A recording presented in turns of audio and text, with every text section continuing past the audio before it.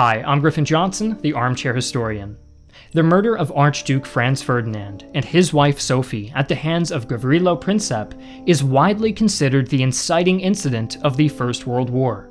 But while Austria-Hungary is depicted as a lead player in the prologue to the conflict, popular understanding paints them as a junior partner to the German Empire once the conflict begins, akin to Mussolini's fascist Italy 20 years on.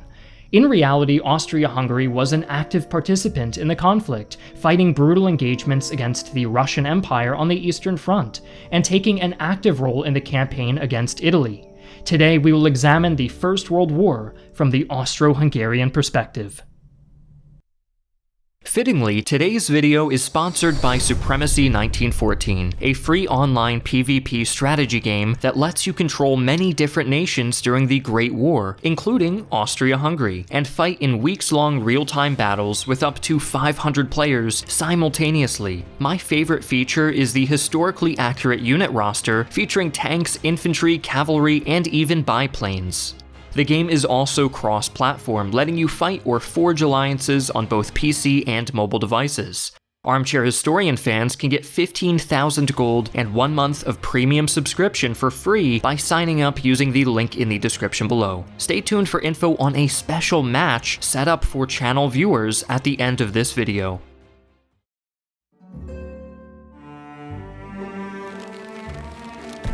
The shooting of the heir to the Austro-Hungarian throne and his wife by the Serbs, a people the Archduke had spent much of his political career trying to peacefully integrate into the wider empire, sent shockwaves through the Austrian court. Franz Ferdinand was a proponent of reorganizing the Austro-Hungarian Empire, creating a union of ethnic states that would grant the many peoples of the empire more autonomy and a greater sense of linguistic and ethnic identity. A plan that Ferdinand's death permanently derailed, and in the aftermath, the war hungry in Vienna made their move.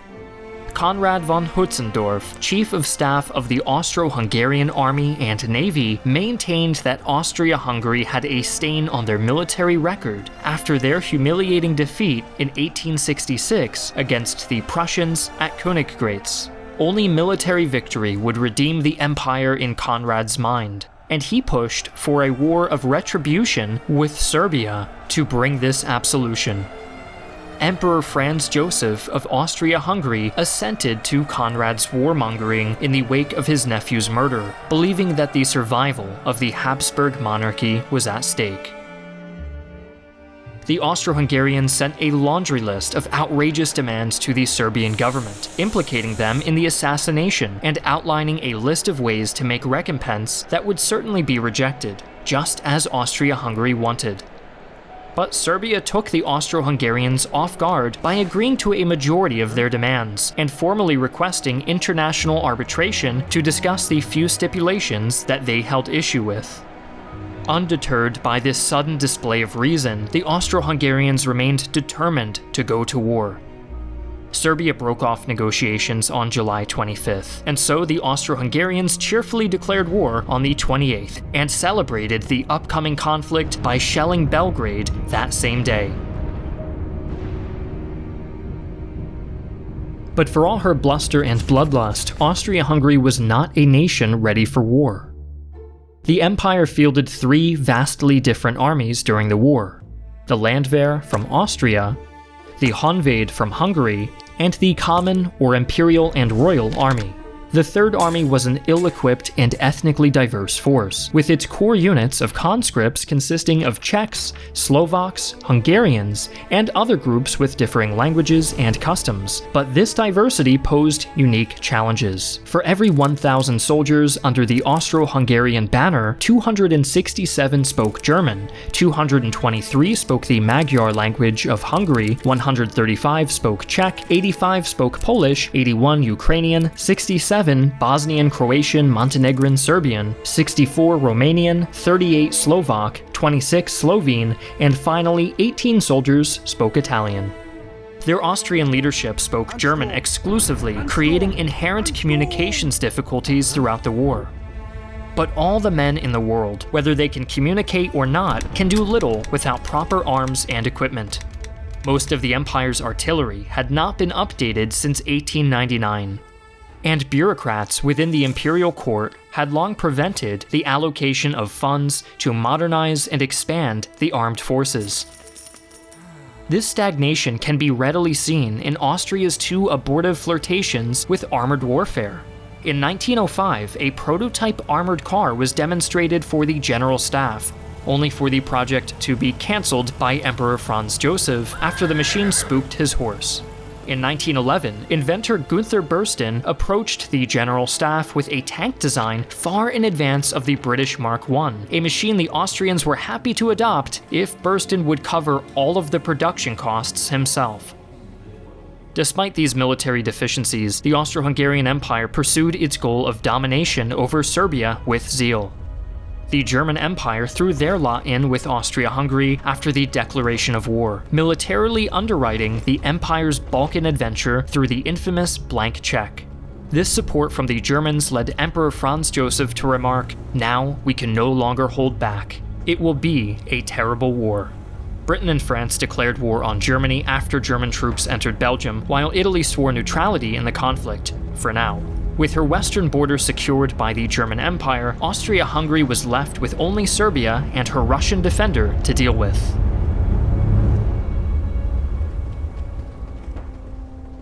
The Austrians launched their first offensive against Serbia in August 1914, and were able to take some Serbian territory for 13 days. The stinginess of the Empire's bureaucrats reared its head, and the soldiers on the ground were forced to fight with antiquated rifles and little ammunition.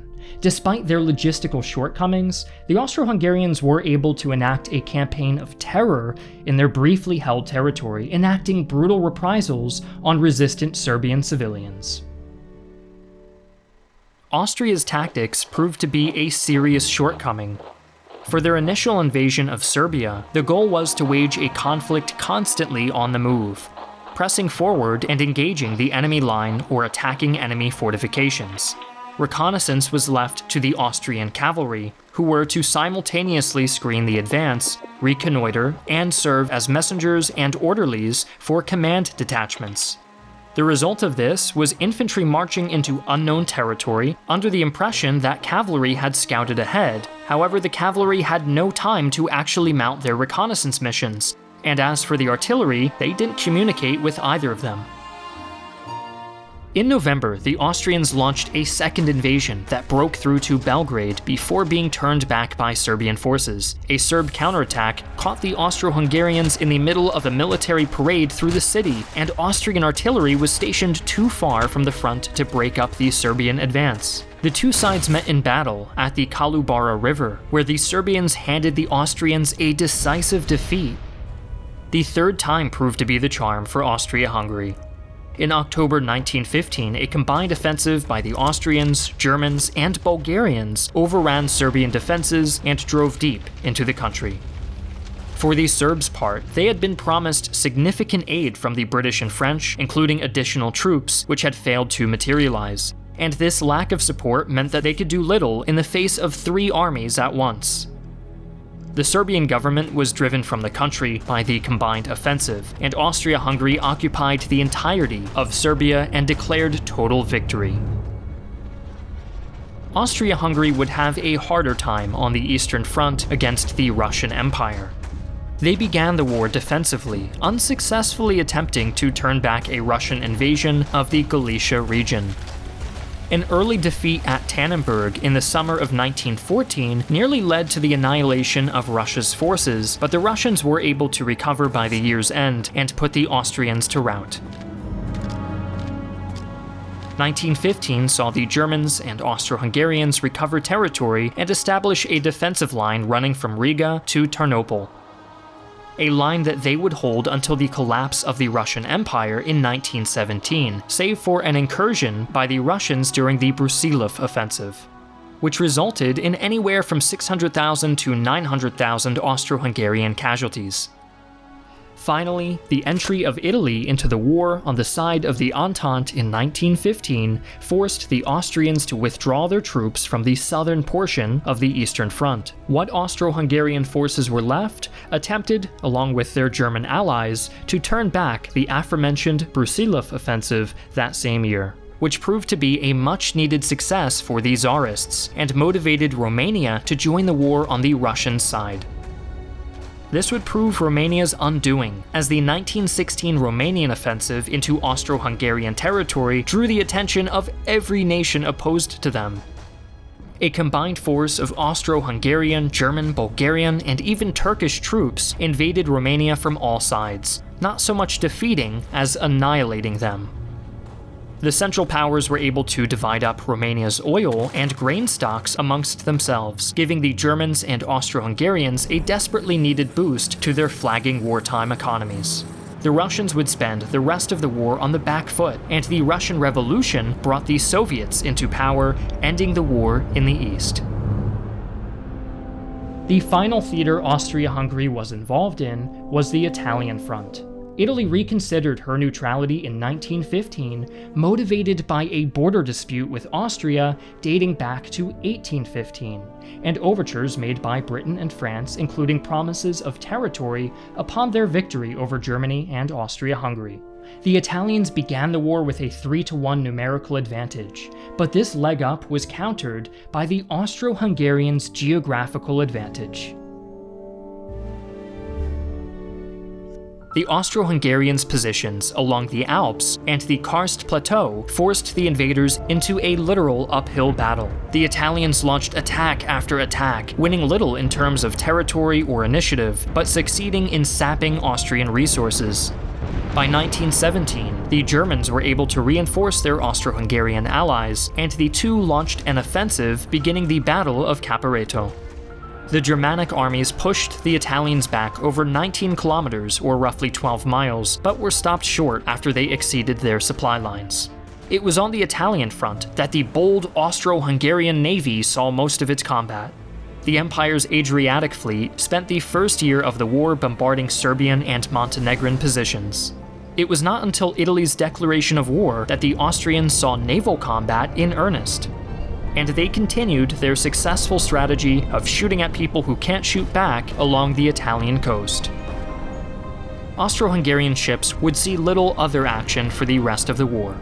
The Italian front reached its climax in 1918 when the Austrians attempted one last major push. They were stopped by Italian forces at the Piave River, where information fed to the Italians by Austrian deserters allowed them to array their forces in a perfect counter to the Austrian attack. There was little need for it, however, as by this point the Austro-Hungarian Empire was tearing itself apart. The Italians just had to dig in and watch their opponent disintegrate. After the death of the Austro-Hungarian emperor in 1916, the successor, Karl I, enlisted his brother-in-law, Sixtus, to meet with the French. As an officer in the Belgian army, Sixtus could make contact with French officials without arousing suspicion. Sixtus embarked on his mission in 1917, shortly before the collapse of the Russian Empire. He returned to Karl with terms: the return of Alsace-Lorraine to France, the restoration of Belgian independence, the grant of independence to Serbia, and the annexation of Constantinople by the Russian Empire. Karl agreed to all of these concessions in a letter written to the French Prime Minister, but when the Russian Empire left the war, the Austrian foreign minister made a fiery speech denouncing the French as an obstacle to peace across Europe. France responded by publishing Karl's letter. A possible German occupation of Austria was only stopped by Karl sending the Kaiser his word of honor that Sixtus had completely acted independently and that the letter was not an accurate representation of his wishes. The Austro-Hungarian Empire entered its final collapse in the summer of 1918. Her armies completely defeated and racked with ethnic strife and insubordination. Her population utterly fatigued and battling malnutrition and disease. Infrastructure rotting away due to neglect and the stresses of war, the dual monarchy was poised for destruction. It came with Hungary's declaration of independence on October 28th. Karl I ceded all political power on November 11th, the same day the armistice was signed. In a public proclamation, Karl asserted the right of the Austrian people to determine their own future. The First World War was over, and so was the Austro-Hungarian Empire. The end of Austria-Hungary fundamentally changed Europe. A bevy of new states were created from the territory ruled by the deposed Habsburgs, including the now liberated Poland. Austria and Hungary were left to install new governments and begin the process of repairing their ravaged economies, while the Balkans were carved into a confederation of disparate ethno-states that set the stage for future conflict and crimes against humanity. Nevertheless, Austria-Hungary's performance in the First World War is a far cry from the junior partner that popular history remembers them as, and their contribution to the Central Powers should not be understated.